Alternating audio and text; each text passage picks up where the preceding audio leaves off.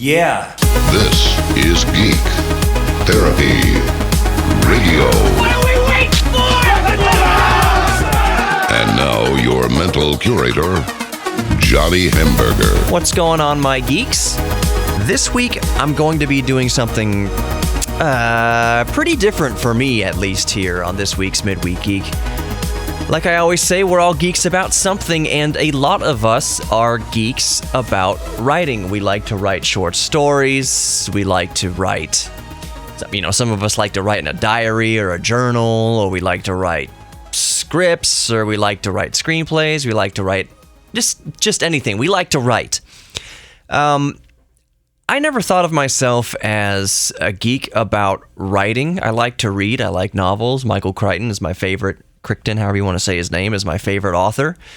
But I never found myself drawn to the act of writing. But I do enjoy it. I'm finding it more and more. I found out more and more through doing these episodes of Geek Therapy Radio that I actually really do enjoy writing. I've written a few scripts for the show, and you can really tell in those episodes where I'm reading from a script. It's something pre-prepared, pre-written, and it's usually something on a topic that requires a lot of research, and maybe there's a lot of data. There's just things that I need to get right. And in those certain episodes, I tend to write out a lot of it, and I really do enjoy the writing process. So in this episode of Midweek Geek, I'm going to read a short story that I wrote this week. But let me set it up a little bit.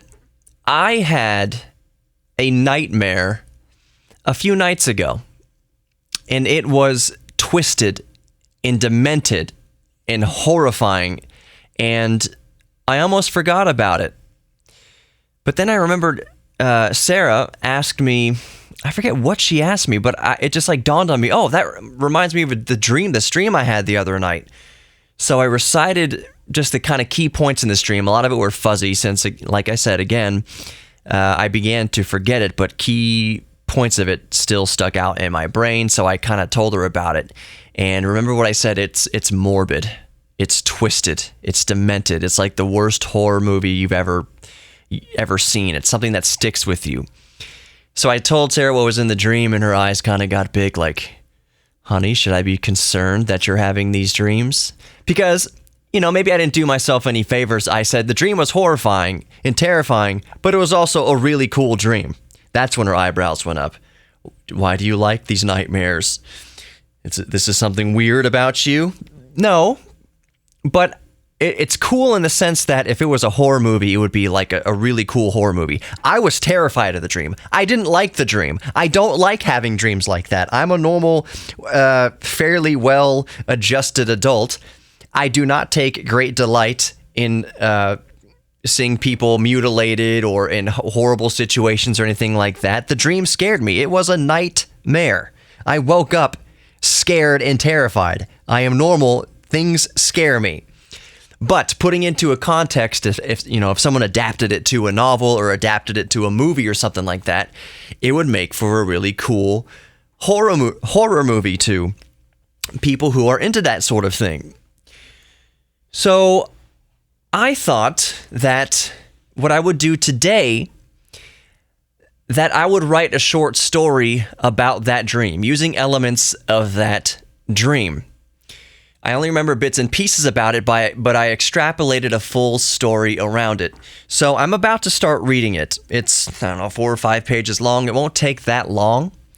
But this is your fair warning right now. If you're squeamish, turn off this podcast. Don't listen to the rest of it. And if you think that, I can handle a lot of stuff, you know what? By the time I get towards the end of this short story, you might regret thinking that you can stomach it, because it's pretty graphic and pretty twisted. But that's what was in my dream, and I thought, well, I make a cool horror story to write it out. So I wrote it out. You have been warned. There's no cussing, anything like that. It's just the imagery is pretty gnarly and pretty sadistic. So without further ado, here's the short story based on a nightmare I had a few nights ago. Alex and Megan had their challenges, but honestly, what relationship doesn't? When they met 2 years ago, neither of them was looking, if you know what I mean. You don't go to the DMV of all places and expect to meet your future fiancé. For nearly everyone, a visit to the DMV is a chore to say the least, not the beginning of a fairy tale.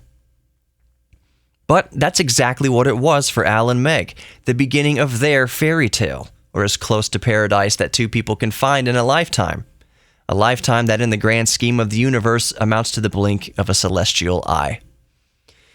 Though their marriage was 5 weeks away, Al had found one of those last-minute travel deals and booked 2 tickets to Cork, Ireland. They had never been to Ireland, they both had a rare coinciding gap in their schedules, so why not? While they weren't adventurous in the climb Mount Everest sense, they did take great pleasure in each other's less-than-planned, intermittent spontaneity. Needless to say, Meg was more than thrilled, and though the flight wasn't for 4 days, had started packing the moment she let go of Alex after hearing the news. Alex mentioned to her that usually these last-minute deals had some sort of catch, usually a layover of a few hours in some less-than-ideal location. A layover too short to leave the airport, but long enough to briefly cut into the celestial nanosecond of their young love. This last-minute deal is no different, and they would spend 7 hours at Kangerlussuaq, the only airport in Greenland large enough to handle the Boeing 777 they'd be flying for their first leg. The flight left LaGuardia at 7 a.m. December 3rd, and Meg was awake an hour before their 4 a.m. alarm. Alex loved her charming excitement, but despised the blinding light from the bathroom vanity that always managed to sneak past the bends in the hallway and the crack in the door to cut a beam of what might as well be blinding sunlight directly in his retinas. He had always been squeamish about his eyes anyway. Megan knew to put in her contacts privately, knowing that the mere sight of them would make Al pale. She also knew that the light from the bathroom perfectly made its way past the corners and through the crack in the door. It was all calculated, as it always is with women in love. The most blissful part of her morning was feeling his arms wrap around her waist from behind. The light was just a cute, calculated motivation to wake him up and facilitate her annual morning bliss. Though he never mentioned it, he knew her tactic. He loved the morning ritual as much as she did. They boarded the plane and found their seats. He gave her the aisle seat since she'd have to pee what seemed like every 5 minutes. To his right was a young Korean man who had just graduated med school and was on his way to celebrate with friends in Germany before returning to begin looking for a job in earnest. While Megan put in her earbuds and watched a movie, Al and Tommy quickly struck up delightful conversation. Tommy's parents were from Seoul, South Korea, where he was born. Shortly after he was born, they moved to Trenton, New Jersey, where he grew up and went to school. Alex and Tommy bonded quickly. They both noticed how airlines don't serve peanuts anymore and joked about when the tiny pretzels would be banned as well. They talked about video games, childhood movies, and to Alex's surprise, Tommy knew quite a bit about airplanes as well, though neither of them were experts, let alone pilots. The descent into Kangerlussuaq began benignly and on schedule, completely routine for everyone on board. Alex noticed a slight vibration in the left engine, but thought little of it. Tommy noticed it too, and said it sounded like a hydraulic line and the APU is probably a little loose. No cause for concern. Something the ground crew would sort out on the ground in less time than it took for a coffee break. They were 100 miles from the coast when the aircraft rolled sharply left and pitched violently downward. As if the hand of God himself slammed down on the left wing, and he must have. At least 40% of the left wing was gone.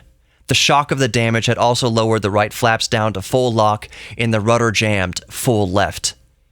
Even for a seasoned pilot, there was almost no hope. Alex instinctively wrapped his arms around Meg. All others on Earth disappeared from his mind just as instantly as the terror began. No one else mattered.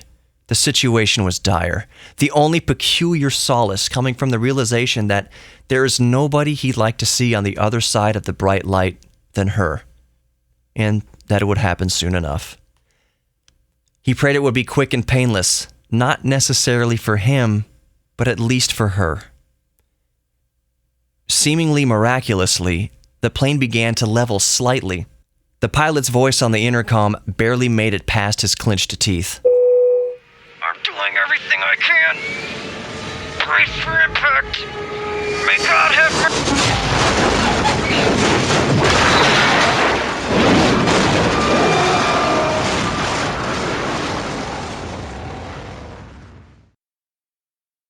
There was no white light, but Alex felt weightless.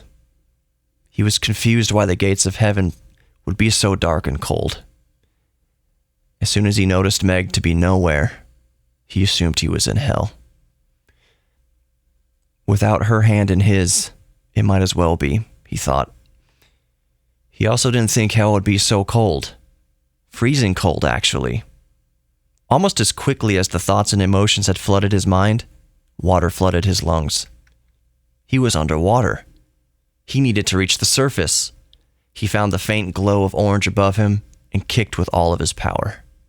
He surfaced near what had to be the right engine, still on fire. So much for a bright white light. He scanned the surface of the water. What he thought was debris, he quickly realized were also bodies, and parts of bodies. The taste of salt water on his tongue tinged with the taste of iron. He knew what it was. He knew modern aircraft didn't contain much iron. His white shirt was now pink, confirming the somber realization. But he didn't have time to dwell. He needed to find Megan. He followed the gargled moans and howling around him. Swimming with one working arm was difficult. His left arm was broken, but he didn't feel it. He needed to find Meg. In his searching, he found others of reasonably able body, and they stuck together. The group of maybe a dozen or so did their best to drag the less able through the water toward the shore. Some people they came across required a morbid judgment call. Their labored breathing meant prioritizing the odds of living. Haunting choices had to be made, and were made. But still no sign of his angel. As the group swam toward the shore of the only island in sight, evidenced only by the silhouette of rocks and snow-covered shrubbery against the Milky Way on the horizon, he noticed an almost imperceptible flicker of the reflection of the dying fires behind him. It was a human hand, and he recognized the engagement ring. Alex knew crying would only consume precious energy, but of course he couldn't help it. He collapsed. He couldn't move. His body convulsed with grief. He always heard that when things matter so little, they were like drops in the ocean. He now hated that saying. The tears he added weighed more than the sea. Just before he lost his energy and slipped below the surface, a hand grabbed the back of his shirt. It was Tommy. Tommy was in very bad shape, he himself being dragged by a large fellow of at least 300 pounds. The unnervingly jolly, rotund fellow bellowed, "Fat floats, partner. Grab on." When the group made it to shore, Alex noticed Tommy was missing his left arm and left leg. However, being a doctor, he acted fast after impact. Tommy used some seatbelts as tourniquets to stop the bleeding. He also knew that he didn't have long without medical attention, regardless. The cold might buy him some time with infection, but not much. No sooner than they made it to shore, they were swarmed by human forms. Tiny human forms. Children with bleached white skin that almost matched the snow. The fires of the crash site a kilometer offshore flickered in the glassy black voids of their eyeballs. To Alex, the oddity of their eyes paled to the horror about to become the group. The children drew weapons, hand-built bows fired with surgical precision and tactical military-like strategy, targeting the kneecaps of only the able-bodied, leaving the already lame from the crash with no further harm. They weren't killing their victims. They were preserving them, keeping them immobile but alive, and wasted no time before feeding. The black-eyed children swarmed those who arrived crippled, leaving those penetrated by arrows presently untouched. Alex, writhing in pain, holding the arrow in his knee with his good arm, had a front-row seat to the horrors befalling his new friend Tommy. 3 of the children approached, eyes black, smiling from ear to ear and giggling. 2 children sat on what was left of Tommy's limbs so he couldn't move. The 3rd squatted down above his head. Alex was too affected by shock to look away.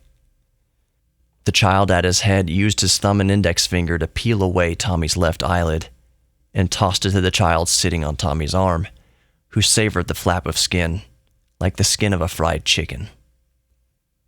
The child above Tommy's now screaming face pointed at the bleeding eye with 2 tiny fingers and with precision slowly punched the fingers into the eye socket, removing the eye from Tommy's skull. The child tilted his head back and savored the eyeball, stem first like spaghetti hanging from a meatball. As the child slowly applied pressure with his jaw, some of the fluid spurt into Alex's petrified stare, but he didn't bother to wipe it away. From the corner of his vision, Alex noticed 5 children approaching and giggling.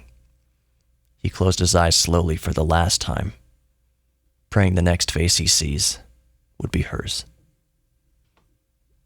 Alrighty, so that's the end of the short story based on a nightmare I had a few days ago. So the only parts of the nightmare that I remember that I extrapolated and formed a whole story around was the eyeball thing. That I was really weird. Plucking someone's eye out in a dream is horrible and weird, but in the dream, the kid, the black-eyed child, ripped away the guy's eyelid. Like, why would he do that? And he gave it to another child who ate it happily. And then I realized why he ripped away the eyelid was because it would make pulling the eyeball out easier. Because he can't squint. He can't cover his eyeball with the eyelids. So also the plane crash. The plane crash and the kids and the plucking out of the eye and the injured. Those were the few facts of the dream. There was no leading girl in the dream. There was no love interest in the dream. The dream may have just been brief. It may have just been me on an airplane that crashed and we wound up on this island where creepy little kids feasted on the bodies. Oh, I do remember that the kids, they didn't kill the people immediately. They purposefully kept them alive because keeping your livestock alive preserves the meat better than if they're dead. So, yeah, it was a pretty gnarly dream.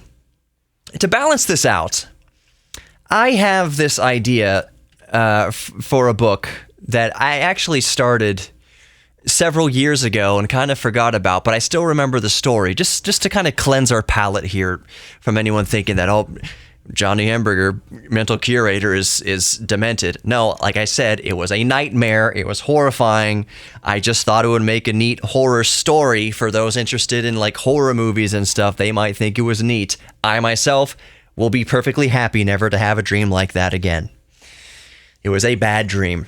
But before that, I had this idea for a story. I struggle to call it a nice story. It's a very interesting story, and I'm not going to fully divulge it here because I think it's such a unique story that I am actually quite, I need to be careful of someone actually stealing it. It's that good. It's kind of a superhero. It's a twist on a superhero love story. And it's really, really sweet, but also really, really sad. And that's not a short story. That's going to be something probably quite a bit longer. If I can stretch it out into 150 pages or something, that'd be great. There's a whole lot more to it. I need to do a whole lot more outlining for it, but it is a beautifully sad story. It is not a horror story. There's nothing sick or twisted and demented. Actually, it's quite beautiful. The universe it exists in, the world it creates is quite euphoric and quite beautiful. It's just that the story is kind of sad. So that's kind of what I'm working on. Are there any other geeks out there whose geek thing or one of their geek things is writing?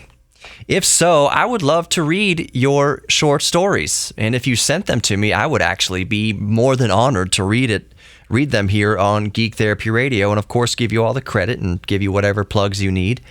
If you're trying to sell your story or something like that, as far as like selling it on Amazon, I don't know how you're going to do it. If you want to print it or something like that. But if you have short stories you've written, I would love to read them. And if you would allow me to, I would read them on Geek Therapy Radio. I think that'd be a very cool thing. So you might be wondering, how do you get them to me? Well, you can send them to me in any sort of digital fashion. I recommend email, geektherapy@iheartmedia.com. That's geektherapy@iheartmedia.com. You can also visit the Facebook page, Geek Therapy Radio on Facebook. Send it in a private message there, something like that. Attach a file. You can also go to geektherapyradio.com. There's contact info there. And yeah, send me your short story. I would love to read it for any of those geeks out there whose geek thing is writing. I think it's a very fascinating thing. And I did have, despite the story I just wrote, despite it being so... the first thing out the gate has to be so morbid and terrible. I did enjoy the process of writing.